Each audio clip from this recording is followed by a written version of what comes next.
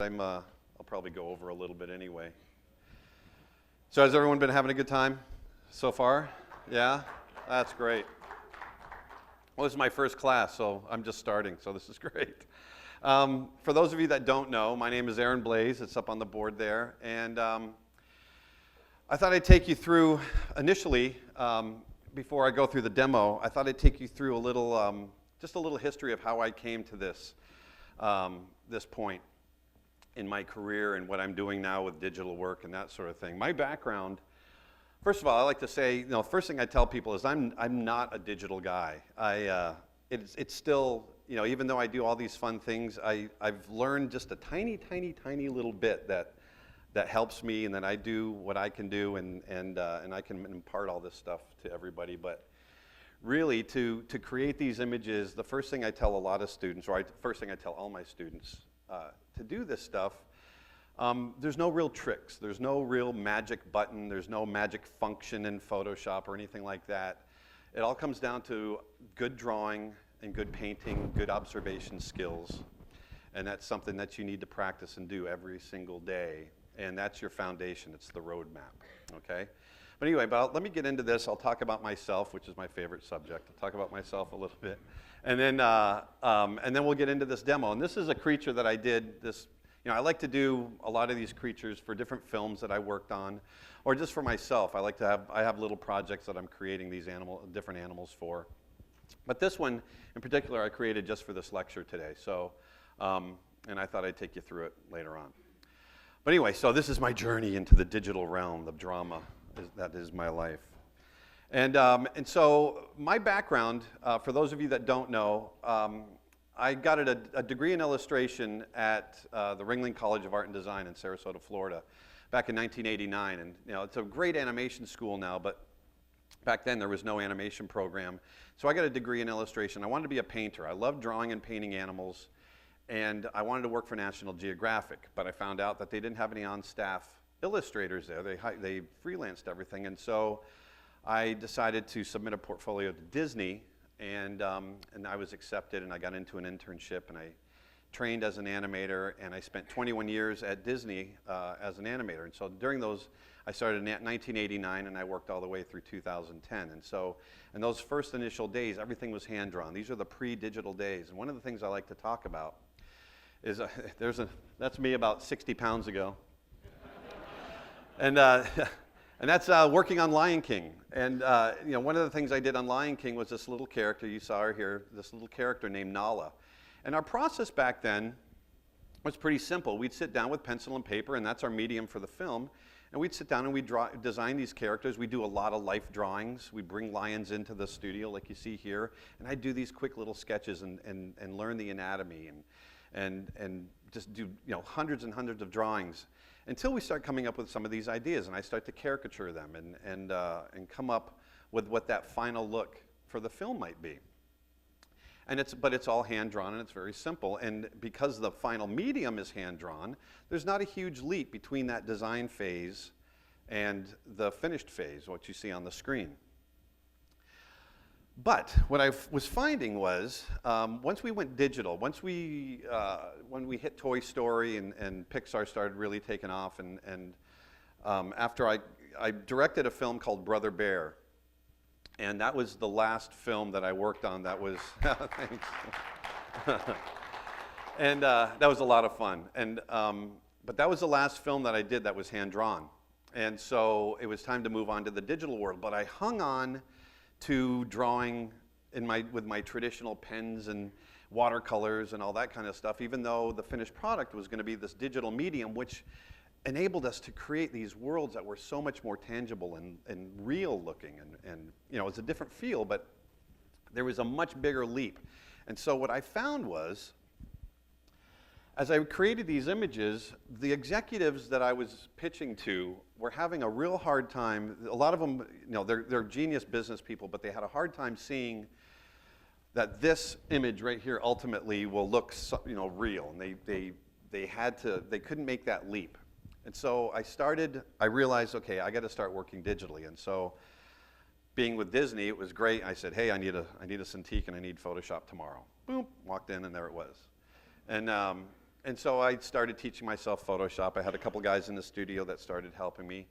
And over a couple of months, I started discovering some techniques. Just like a lot of, one of the great things about Photoshop, as all of you know, is it's so robust that no two people use it the same way. And so I started finding my own processes with it, and I could start creating imagery that was starting to look more like the finished look of the movie. And so I went from this to being able to create images that looked like this. And so now I could think of what I wanted that movie to look like, and I could sit down, I could go home, and I started using photography and painting and all these really fun mediums. And a matter of fact, it creates this leap. And what that does for your film, or for my film, or if you're working on a film, or if you're working with a client, what that's going to do is it's going to cut down on the number of iterations that, that is, if you're wanting to do something real like this, it's going to cut down on the number of iterations that it takes to go back and forth. And what that does is it cuts down on time, and time equals money. So all of a sudden I was saving money on the budget, and everybody was happy. So now all of a sudden I could start creating, some of these were just straight up, I loved, one of the photographer I really loved was a guy named Edward Curtis. I don't know if any of you know who he was, but Edward Curtis was a photographer around the turn of the century that loved to photograph Native Americans, and he would go out and he'd set them in their beautiful sepia tone, photographs. And I'm always influenced by them, and I always imagined it'd be kind of fun to do something in that vein and go out and photograph as if I'm finding these little creatures out in the forest. And so we did a whole series of these as we developed our world, and it really got the crew excited, it got the executives excited, and like I said, it really enabled us to start experimenting and getting closer to that final look.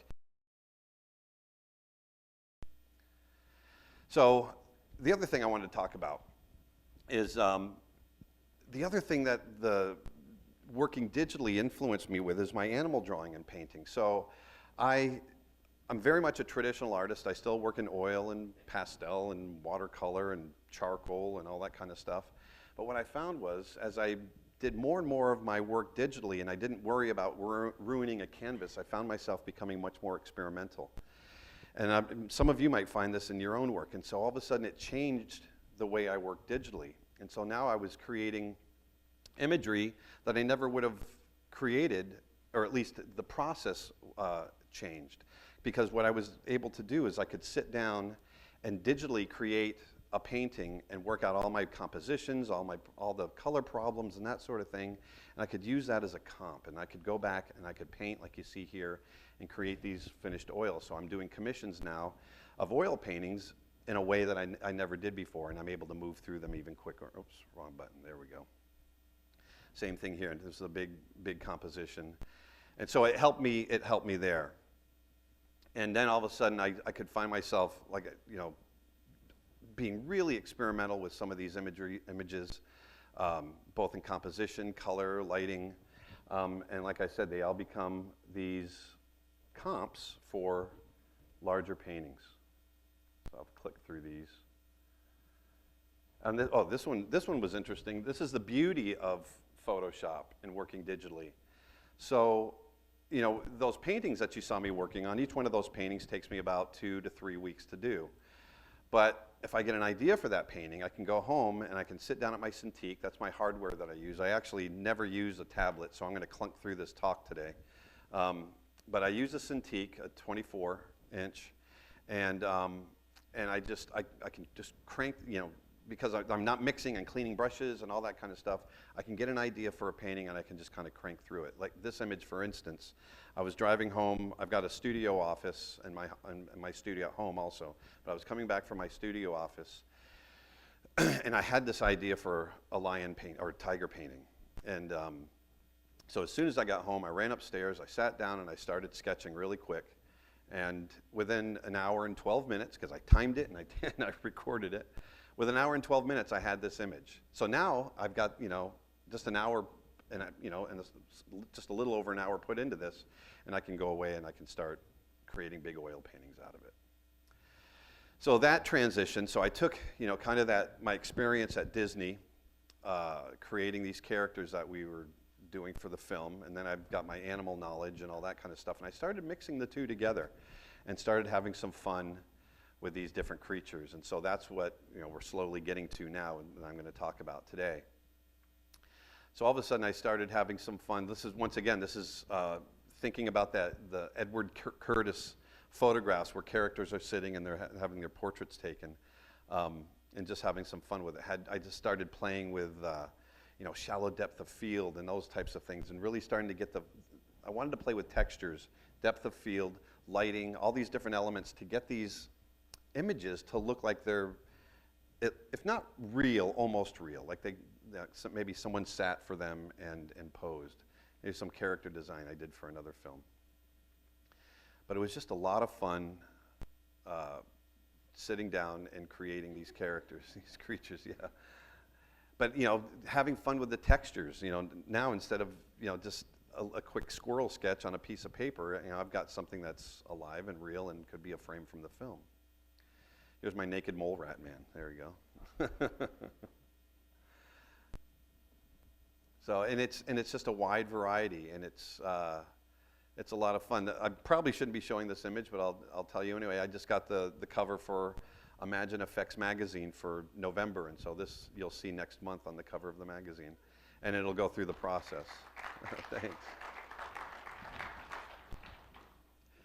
This part's really fun. I'm not sure if any of you follow me on YouTube or any of my other social media, but started doing a thing called cloud creatures. And so I was sitting out. I was telling you, I was telling someone earlier or here. I was sitting. I live on the beach, and so I like to sit out on my deck and have some coffee and look at the clouds and watch the sunrise and all that kind of stuff. And I was sitting there one morning, and this is a cloud in particular. I was sitting there, and we've all seen stuff in the clouds. And I thought, man, this is kind of cool. I've got Photoshop. I can take a picture of this cloud, and I can import it, and I can start painting over the top of it and start creating creatures, and it became this thing. And so I've gotten a kind of a big following there, and all of a sudden it's turned into a movie idea, and we're developing this. But anyway, so it started with this, looking at this cloud and then doing a painting over the top, and all of a sudden we've got these little creatures. And so I'm creating a little series of these types of creatures, a full book called Imagine. And I've just got a couple of them here. So once again, you look at the cloud, and boom, there's a crazy tiger striped weird guy stepping out of the clouds. But these are a lot of fun, and it's you were mentioning right here in the blue shirt your class.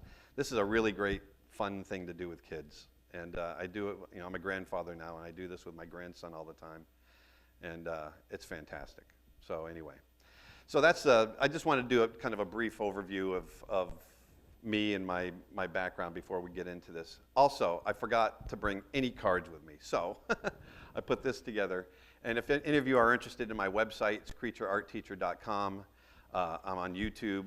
On YouTube, I've got a channel called, it's the Art of Aaron Blaise, but I do a thing called Aaron's Art Tips. And every couple of weeks or so, I do a new video, and I give, whether it might be a tip on drawing or painting, it might be something digital, it might be animation. So you never know what you're going to get, and you can follow me on these other bits of social media. I've also, my business partner told me to make sure I mention to you guys that if you put this code in on my website, there's 25% off anything that's there. So anyway, but I'm not here to market myself that way. Sure. This one. Gotcha.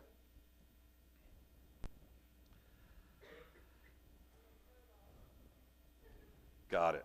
Ready? Go.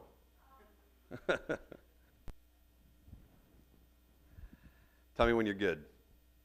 We all good? All right, great. Because I feel very uncomfortable doing that. Great. So, so this is what I want to talk about today. So here's this creature, and so I just thought I'd kind of take you through. Let me see how much time we've got. Oh, good. That went pretty quick.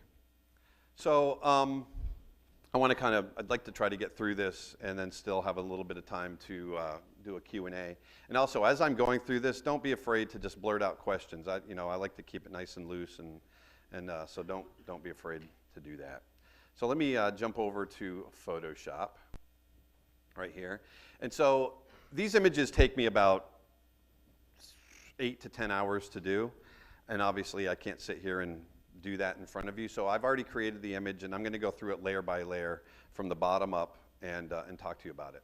So once again, I just want to reiterate, I don't do a lot of different blending modes. You'll see that I do use multiply in my blending modes every once in a while, but other than that, they're just, just straight up. But I do like to use a lot of layers, and I'm very, very analytical in the way I create my layering when I'm creating these characters, and I'll show you, how we go, as we go. But anyway, so the first thing I like to do is, when I start with my document, and as far as the size goes, my documents are, any dimension they're always between 10 and 20 inches. I don't go any bigger than 20. I don't like to go any smaller than 10 unless it's a weird size like 9 by 20. And they're 300 DPI. I find that size is good enough to blow up really big and not too heavy for my computer. So anyway, I've got this document, and the first thing I do once I open it up is I fill that background with gray. I don't like to work on white. That's the first thing I recommend to everybody, if you don't do it already. One of the things about working on white that I have a hard time with, and some of you might be fine with it, but one of the things I have a hard time with is when I work on white, nothing is any lighter than white when you're working. And so as you're working, creating an image, and you get to the point where you're creating the values meaning light and dark, when you put anything down, it's going to be darker than that background because that background's white. And so what white tends to do is make everything feel like it's too dark. And so when I start with gray, I'm starting in the middle. So I can go left, I can go lighter, and I can go darker, but everything feels much more balanced, okay? So that's why I start with gray. And then, so the next thing I like to do is I'll create a new layer right here. And I make sure I label all my layers, and make sure you do that too if you don't already, because I'll end up with 30 or 40 layers sometimes, and then I'm searching half the time to find a certain layer. But I start off with that rough drawing.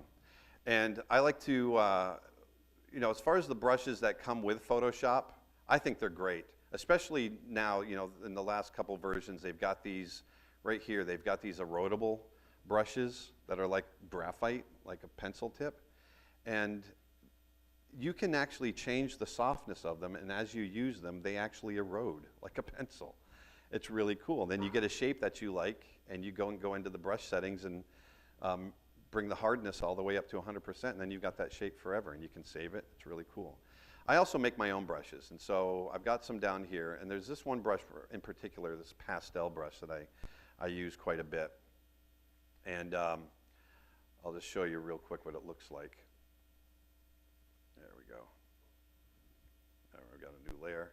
But it's got this nice, can you see that okay?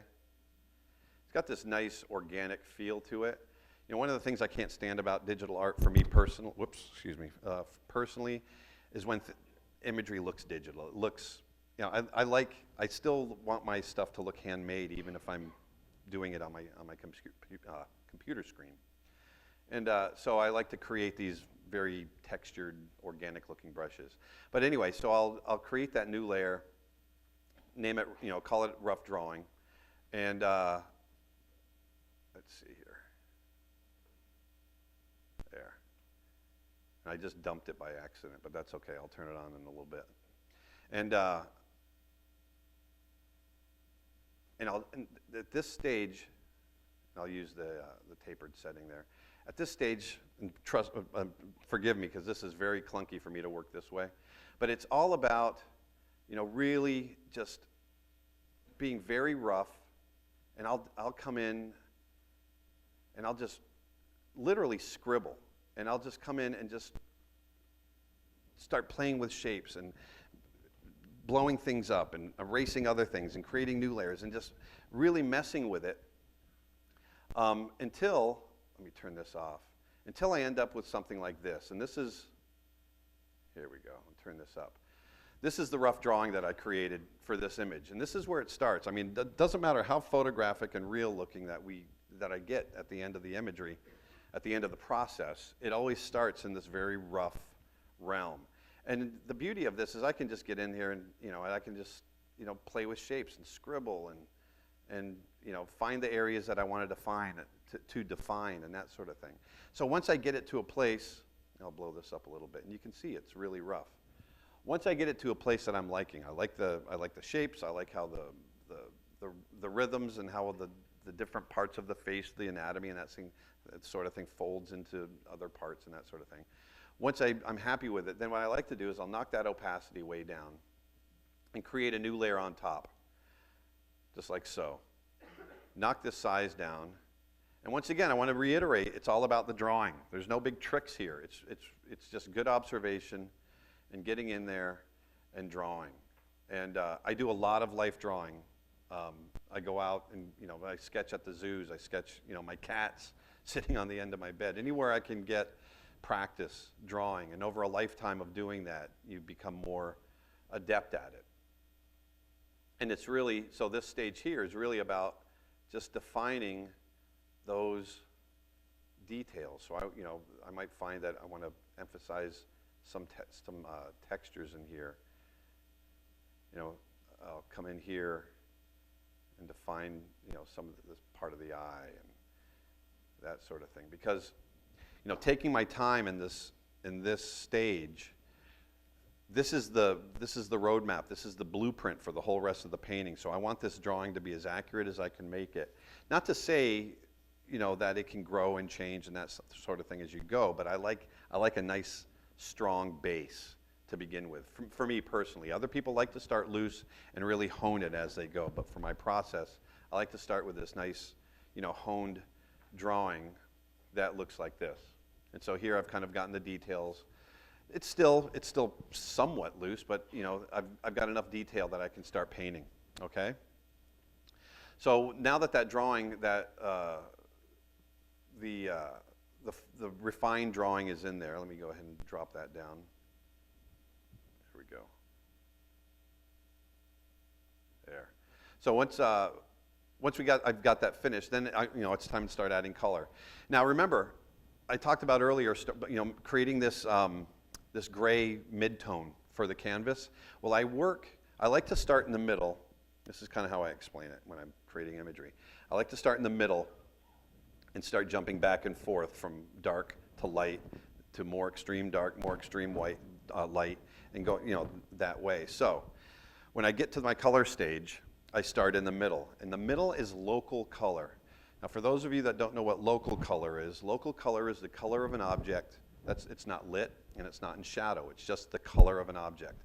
Because I'm going to lay in the local color, and then I'm going to add shadows. I'm going to add highlights and that sort of thing. But my base is that color. So what I like to do is underneath these two drawing layers, I like to do the local color under. I'll create a layer, and this one's green, so I'm just going to go ahead and just grab like a mid-tone green, just because that's where I want to start. And once again, I like this brush, so I'm going to use it. I've got a couple of different brushes that I use, but we'll start with this. And I'll come in and just start very quickly laying in color. I'm staying very loose. This brush is lagging a little bit, so I'm going to grab a different one that doesn't lag as much. So I can come in and literally just go really fast and loose and just lay in color very, very, very, very quickly. Because then what I like to do is over the top of that, I'll drop this opacity way down. Drop this opacity down maybe halfway, and then start playing with different temperatures, because, if you look at the person sitting next to you, anybody, we're not all, even though we might look like we're one skin color, our skin color varies. And especially if you look at creatures and animals, you'll get markings on them, and, maybe I want to go in over the eye and go, more yellow or something like that. But this is my time to kind of play with that and play with patterning and getting it, to that place that where all the local color is laid in, and I've got a nice varying degree of color, and I'll show you what I ended up with. So that's where I ended up with laying in the local color there. Still very simple and very quick. I think I've spent up to this point, I've spent probably about 25 or 30 minutes on the piece. But now the fun starts. So now we've got our drawing, we've got our local color. I can get in there, and I can start defining my shadows. And this is my first layer where I use a different blend mode. So on top, I'll create a layer on top, and you can see right here, I've got this shadow layer, but I'm just going to create a new one for you guys real quick, and I would name it shadows, and I'd put it, I'd multiply it right there under the blend mode, go right there. And one of the things I start thinking about at this stage is I start thinking about color temperature. You know, in the light areas on this creature, especially I want him to feel like he's sunlit, the light areas are going to be warm and the shadow areas are going to be cool. So I want to start cooling down some of the, you know, as I put the shadow areas in, I want those to be cool colors. So with the multiply blend mode, what that does is that's going to multiply with the color that I've already laid down. So I'm going to come over here and I'm going to grab a blue, but come over and somewhere in the mid-range and very neutral, but still cool, somewhere in this range here.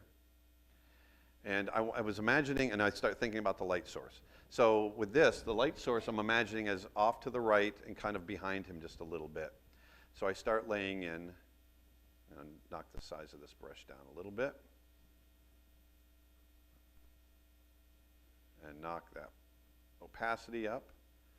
But I start laying in shadow. I'm thinking about, okay, maybe this nose shape is casting a shadow across his face. Knock the size up here, there we go.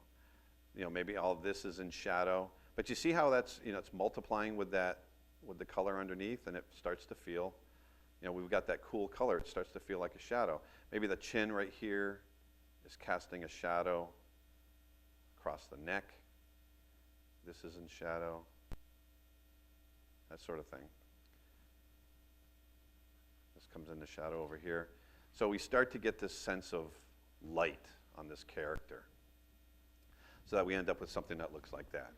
So far we've got 4 layers. We've got our rough drawing, we've got our refined drawing, we've got our local color, and we've got this shadow layer.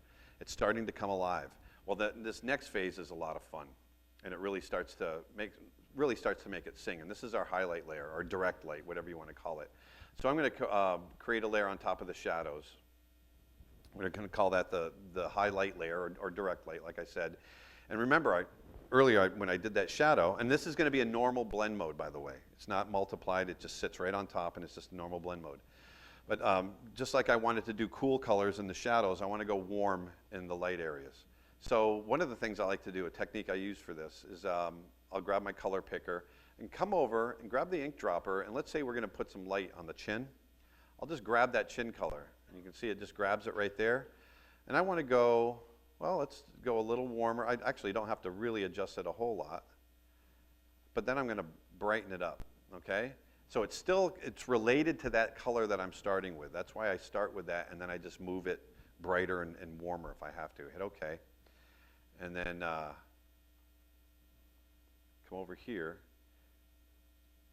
and just start laying in some of these light areas. And the other thing, I'm going to blow this up a little bit. The other thing cool about this is that this is where I start defining shape, texture, that sort of thing. Maybe there's some grooves, you know, that kind of work their way down his chin. Right along this nose, it's going to be lit. You know, the eyelid will be lit along here. So that, let me do this. We get some light along here. But it really starts to come alive at this point, you know. And I'm still staying fairly loose. All right? So that, I'll turn that off. We get something that looks like this. Now we're starting to get some light starting to come together and feel pretty good. And so that's that first base that I lay down. So it's the drawing layers, the local color, the dark or the shadows, and the highlights. That's the base. So now it's time to start refining the whole thing. This is, you know, I always call this the first phase. Now the next phase is to, you know, kind of take it through to right before we want to do our textures. So, yeah.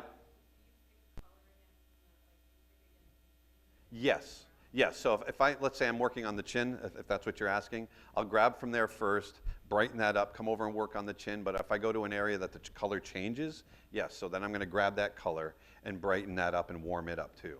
So, I'm constantly jumping back and forth, you know, as I'm creating those light areas. But, so the next phase I like to do to create the modeling of the characters, within the shadow areas, you're gonna get reflected light. So, you know, there's light bouncing all around us. You know, shadows are never perfectly black because they're gonna be influenced by other light that's around them. And so this character here is gonna have the same thing. He's gonna have some reflected light going on. So what I would do is create a layer, and once again, it's normal, but I'm working over, the blend mode is normal, I'm working over this shadow layer. So just like I did with the highlight layer, I'm gonna come over here, grab the color picker, and grab a color somewhere in here. Let's say it's under the chin. Now what I'm thinking is, maybe there's some light bouncing off the ground, bouncing off of his chest, and illuminating the underside of his chin. Because that reflected light will really start to help define the form, okay? So if that's the case, I want it to be somewhat warm. I want it to be warmer than what I've grabbed here. So I see the color that I've grabbed, and let's bring it down a little warmer. I'm bringing it down towards the red and yellow, and I'm gonna brighten it just a touch, like so. And then come in here, and I just start to work. And you can start to see it feels like, oh yeah, there's some light bouncing up from underneath. And I'm going to, just like you're saying, you questioned me earlier about the changing colors. You know, this color is different than here, so I'll grab a little color there, keep it there, brighten it up a little bit, and they just blend kind of into each other. See that? And so you get this nice feel for some, you know, we start modeling it even more. So that ultimately, and I stay pretty quick and loose on this, so we get something that looks like this. So now we're starting to round it out a little bit. I'm getting a little bit of light bouncing on the chin. So remember what I was saying earlier. So I like to go into, you know, I start in that middle. I start with that local color, jump to my shadow, go to my highlight. I've gone back to my shadow. I'm doing reflected light. Well, now I want to go back to my light areas. It's all about pushing and pushing and pushing. So I go back to my light areas, and I want to create even brighter highlights. If you look at if you look at portraits, or if you've ever done a portrait, if you look at somebody sitting across the table from you, you've got little glints of highlight on the nose and the forehead and the chin and those kinds of things. And that's where those are the little things that I start looking for at this stage now. So I'm going to come over here, and you can see I've got a layer called Bright Highlights. And I'm just continually building these layers up. And I keep everything on a separate layer because I can play with them individually. So I'm just going to create a new layer. Oops. Come up here. I'm going to create a new layer here. I'm going to jump back to my other brush because I like that brush a lot. And once again, grab some color from there. But now I'm going to go really bright with it, almost white. And I can come in, I'm going to blow this up for you guys so you can see it a little better. I can come in and just very tastefully just start hitting little, let me bring this down. There we go. Little glints of highlighted areas here. This stage here, this is all about taste. You got to be real tasteful with it. A little bit goes a long way. Grab some green. Really go bright with it. You know, some of these areas are going to catch some really bright little glints off of them. And I just go through the whole piece and really start hitting these areas. You know, right along the forehead, you know, there might be something there. You know, especially when you get, you know, when planes change. You know, we've got a plane right here, and we've got a plane that way, and usually in that transitional area, you'll get some highlight glints, you know, hitting that kind of stuff there. So that ultimately, I've got something that looks like this. Okay, so we've gone back and forth. We've done our shadows, our highlights, our reflected light, and now these brighter highlights. Now, this is where it gets, so that was the phase 2. And I apologize, I know this is kind of like watching paint peel, but it's, you got to go through this process. But anyway, so we've got this, we've got everything basically modeled. And so now what I like to do is I like to start pulling in some of the textures. And I use photographs for that. Now I keep a library of all kinds of different textures. Oh, let me do one more thing actually before I get into the textures. The other thing I like to do at this stage is add a background, because now that we're getting kind of our full range of values, I want a background for our character to sit in. Now when I'm creating these images, I'll use photographic textures, I'll use photographic backgrounds, I'll use whatever it takes to get the image done. It's not me sitting at my easel creating a brush painting. That's its own thing. When I'm doing this stuff, I'm doing it for a reason. I'm doing it for a movie, or I'm doing it for whatever. And so for me, it's all about time, and I want to get it done quickly. And so I have so many students that say, "Aren't you cheating? You're cheating when you're doing that." Well, yeah, I'm cheating. I'm completely cheating because I want to get it done. And so what I'll do, like for this background, I went out and I took a picture of some plants out in my front yard, and I dragged them over, and I found a nice little spot in the image that I liked, and I blurred it, and there. Now he's sitting in a background, and it took me 2 minutes. And I cheated. Okay, so now I've got a nice sense. Now look, he's popping out, he's coming forward. These colors, it actually feels like some of these reflected lights are reflecting off of some of the plants in the background. We're starting to get a nice feel for it. So let's go back to the texture. So now this is where it really starts to come alive, and it gets a lot of fun. There we go. So like I was saying earlier, I keep a whole library of different textures. I'll go out and take pictures of trees. I'll take pictures of dirt. I'll take pictures of rocks. I'll take pictures of my own skin. When I was a kid, I was just a pimply-faced, acne-covered kid, and it was horrible when I was a kid. But now I take pictures of my skin, and it's awesome because it works great on these characters. So it worked out for me in the long run. But the other thing that I do is, with my animal drawing and painting, I travel all over the world, and I shoot pictures of animals. Well, one of the things that I've started keeping libraries of is elephant skin. And so whenever I'm around an elephant, I'll just take more and more pictures. I've got hundreds and hundreds and hundreds of elephant skin images, because elephant skin is so much fun to use, and it's very versatile, and there's so much character in it in creature creation. So I used a ton of elephant skin on this creature, plus some leaves and that sort of thing. But I'm going to show you the elephant skin first. So I'm going to jump over real quick, and you can see I've got some elephant skin textures here. And I've got Asian elephants and African elephants. I'm going to open up the African stuff. Let me see here. And you'll see I've got a whole bunch of stuff here. I just keep libraries and libraries of this stuff. But this one in particular was one that I liked. And so I'm going to take him, and let's just open that up. Okay. Now, what I'll do is, let's see here. I'm going to pull this down. There we go. I'm going to grab a little section here. Let's grab this here. Good. How would there we go. Trying to find I always screw this up. There he is. So I'm going to grab this guy, and I'm going to come over here. I grab that little section. I'm going to just drag it over, okay? So now we're sitting on top. Let's blow that up a little bit. Okay, so actually I want this to sit right up on top of everything. So we got some really cool texture. Well, it's the wrong color, and it's obviously opaque. So we got to start to make this thing sit. So one of the things I'm going to do, first thing, I'm going to go up to Image, Adjustments, and Hue and Saturation. Drag this over. And let's play with that hue.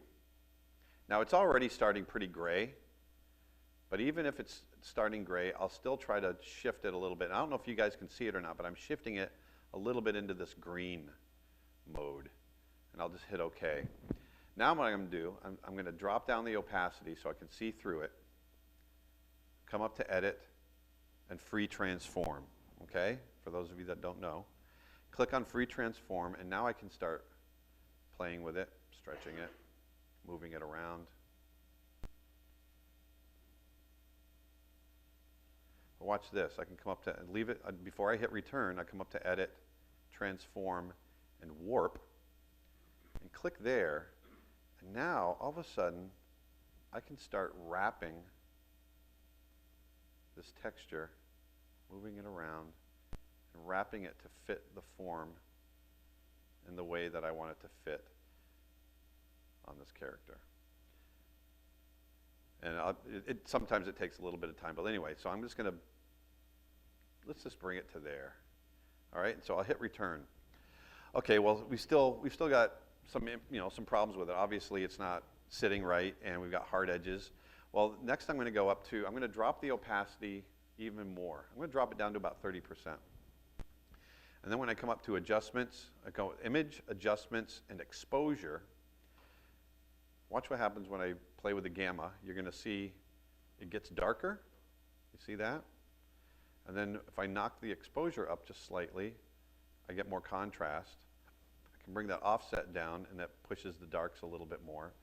So when I hit OK, I can knock that opacity down even more. Because what I want, ultimately, I want that painting to come through. I want my base to show through, and I just want that texture to sit on top and just give it a little bit more character. So now I've got some texture that's sitting on top there. It's kind of nice, but we've still got some weird edges. So now I'm just going to come over here, grab my eraser, grab the airbrush setting, bring the size way up, and I can just feather away some of these edges.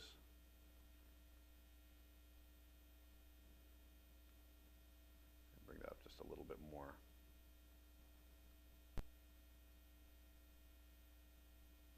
So now we've got some texture on his jaw. And so I repeat that over and over and over again, basically doing a mosaic over the entire creature so that ultimately, here we go. Where did I put it? There we go. So ultimately, I've got something that looks like this. So you can see, relatively quickly, we went through and we created that base painting. And, I think when I did this, I did it probably in about an hour with the highlights and all that kind of stuff. But then, once again, I'm cheating and I'm using these shortcuts by bringing these textures in these photographs, and it creates this great base. Now look at all this, this character that I've been able to create on this character. Let me blow this up a little bit for you. I can move it around, and all of a sudden it's creating all this really fun character and texture in the face. But once again, still, it's not quite sitting right. It sits, there's some fun texture to it, but there's something that it feels detached. And so the next thing I like to do is create what are called the textured highlights. And so just like we did with the form underneath where we were, creating the light and shadow, well, texture does the same thing. And the texture in this face is going to be affected by the same light sources and everything else that we've seen that we're creating. And so what I'll do is create a new layer on top of the texture. And once again, going back and grabbing some of our color there, I'm going to brighten it way up. I'm going to drop the size of this brush down because this stage takes a little while. Let's say we work over here, and I've got all this texture. You can see it right here. Well, I'll start going in and just highlighting. I'm going to go a little bit, just a little bit darker with that. There we go. A little smaller with the brush. And I'll go in, and like I said, this can be kind of tedious, but it's worth it. I'll go in and start working, looking at the form, some of these textures that they're creating, and just hitting their highlights, and work the whole thing, because what that's going to do is that's really going to meld that texture to your character, so that ultimately, let me bring this down. I'll turn on that textured highlight layer. So now it starts to come alive. You see that? And all that is, I'm going to turn this off and on, is I just started painting right over the tops of those textures. But I even did it, if you look down here, remember we were creating reflected light down here? Well, I created reflected light on the textures themselves too. You see that? So that ultimately, now it's starting to get some really cool character. And all that is elephant skin. It's kind of cool. And you know, some of you, obviously, not all of us have the opportunity to go out and take pictures of elephants in Africa, but you can go on Google. I didn't say do it, but you can go on Google. And there's tons of textures there to pull from, you know. So, you know, there's a lot of fun to be had there with your textures. The other thing that at this stage that I like to do is create a secondary light source. Once again, usually when I'm doing a creature like this, I'm doing it for a reason. I'm doing it for a film, and I'm doing it for several different departments. Maybe, you know, there's the modeling department, the people that actually create the model of the character, and then there's, you know, the texturing artists, the lighting artists, you know, the lighters and the riggers who have to create the skeletons and all that kind of muscles and all that kind of stuff. So I want to define the form as much as I can. And so I like to use a secondary light source in order to help me define the form. So here we've got a nice light source happening, but then I'll think about another light source. Let's say off to the right and behind, and I'll create, you can see I've got secondary light here. I'll create another light, and I like to change it up just for variety. I'm going to go with a nice cool light, something kind of bright.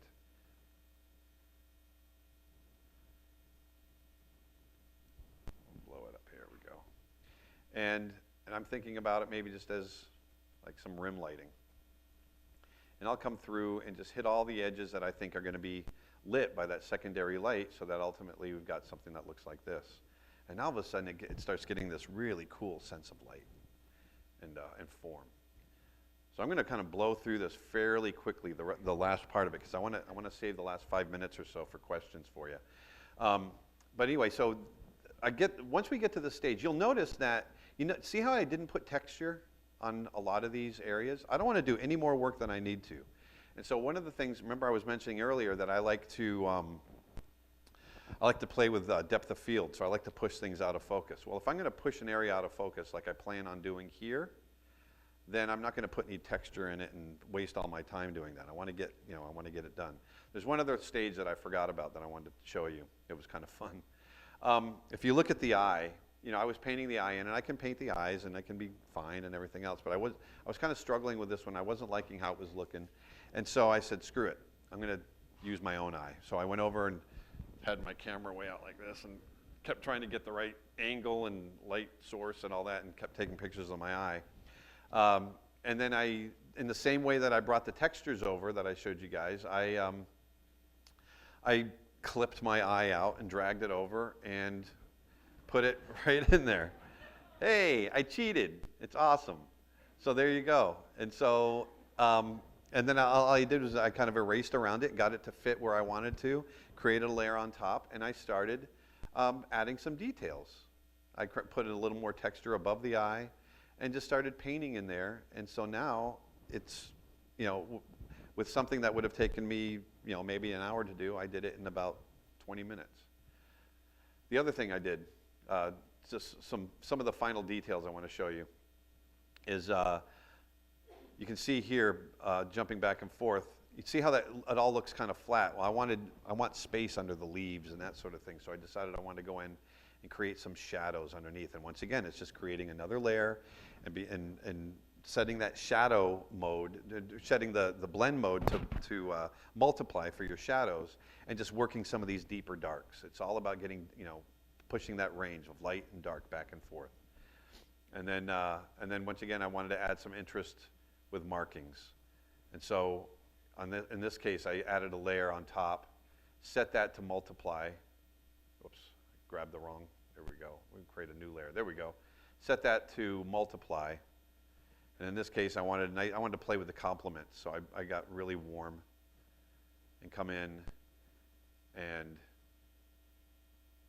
once again, because it's set to multiply, the bright areas will stay bright or brighter, and it'll get darker in the shadow areas. And I'll just come through and have fun creating these markings. And I look a lot at, you know, at insect design and lizards and that sort of thing, so we end up with something like that. Now it's, you know, the interest is really starting to peak. So here we go.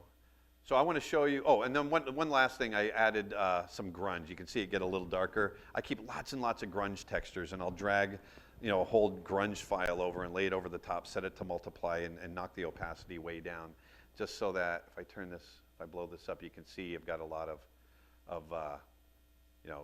it just adds, if you look at the leaf, this area up here, it just adds some interest in some of those textures, okay? So now what I'll do is I'll take all those layers that I've created, and then here I've added a little bit of light. I'll take all those layers that I've created. I want to start messing with the depth of field, and I'll combine them all together. I'll flatten them all, flatten it all into one layer. This is my process. There's other people that do it differently, but I flatten it just like that. And here you can see that I've already blurred a lot of it. So I'm going to take you through and show you how I do that. Just very, very quickly. So if I turn that off, I'm going to come through. I'm going to, there. So here I've got a layer here that I've, turn these off real quick. I've got a layer that I've already combined. And so the reason I want to get everything down into one layer is because I want to be able to affect everything all at once. And because this stage really gets it into that photographic realm. So you can see, I purposely create the background blurry because I want our character to go blurry in certain areas too. So I want to keep some focus here in this area. I want this to stay in focus. So, and that's my plane. That's the plane that's going to stay in focus. And any of you know that's in a shallow depth of field, anything that comes forward or is behind is going to get knocked out of focus. So what I do, I don't use my blur tool. Some people ask me why I do that. I'd like to use, just personally, I like to go to my smudge tool and grab the airbrush setting. Okay. Oops. I'm going to go ahead and click on this guy. There we go. Grab the airbrush setting. A little bigger. There we go. I'm going to blow this up. And it's set at 50%, which is good. And come down. And so some of these areas that are in the background, I should have cleaned that up, but I'm not going to clean it up right now. But you can see, I'll just come through with that smudge tool, and I'll just go through and start pushing areas out of focus. I can be really tasteful. I can be, push it really far out of focus. There we go. If I want to soften some of these edges, I can push that out of focus there. The other great thing about Photoshop now is the tilt shift filter. So you go to blur, and there's all kinds of different. There's a ton of different blur filters that you can use, and I sometimes use that tilt shift. But here, I'll just come through and just work the whole thing. Just this will go really out of focus, and it takes a little bit of time. But I'd start playing with all of that stuff. I'm going to push this out of focus, so that ultimately I get this guy. So I'm going to explain a little bit of a couple of these other layers that I threw in here. So you can see, now all of a sudden it starts to sit in that background really nicely. This area here, remember I was talking about, I don't need any textures there because I'm going to push it out of focus. Well, that's what I did. You see, now all of a sudden these textures they're sitting, they're really feeling like part of the character. And then I love to have like little floaty pieces of debris and insects and dust, and so I'll add that in there and blur some of them out. But these are all kind of the finishing touches of the character until ultimately I'm going to add a couple of things in the foreground and blur those out so that ultimately we've got, that's our character. So just to review real quick, it starts out with that gray background.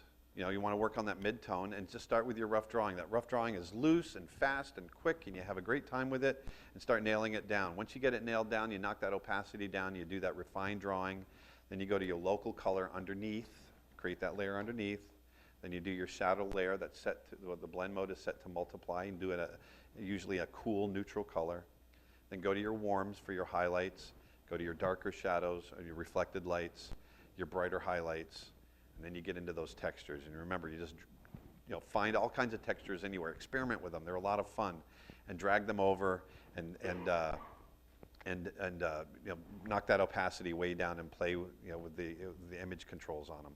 And I guarantee you'll start creating things that what's fun about this stuff is that I have a notion of what I want it to be when I first start, but as it evolves, my notion starts to evolve, and a lot of times I end up with something that I never knew, never had in my head to begin with, and it's, there's a lot of fun discovery there. So anyway, that's it. That's how I create my creatures in Photoshop.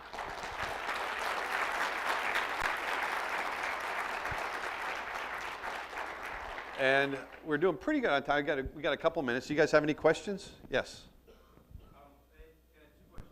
Sure. One was, how did you adjust the gamma? Sure. So what you do is, let me grab a layer here.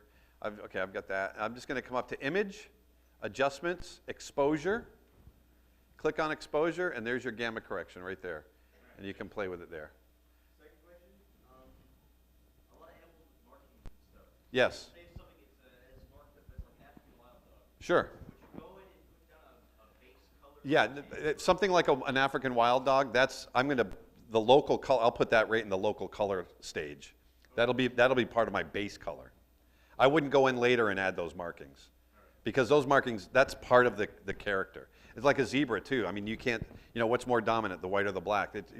So that would actually all be part of my local color. Yes.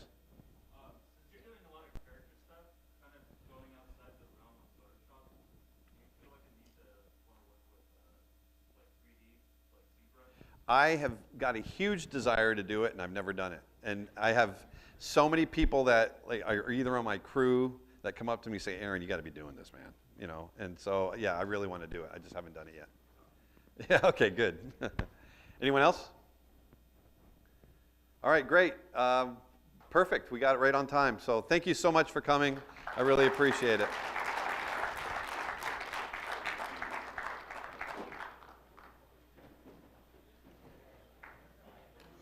Yes. No, I didn't.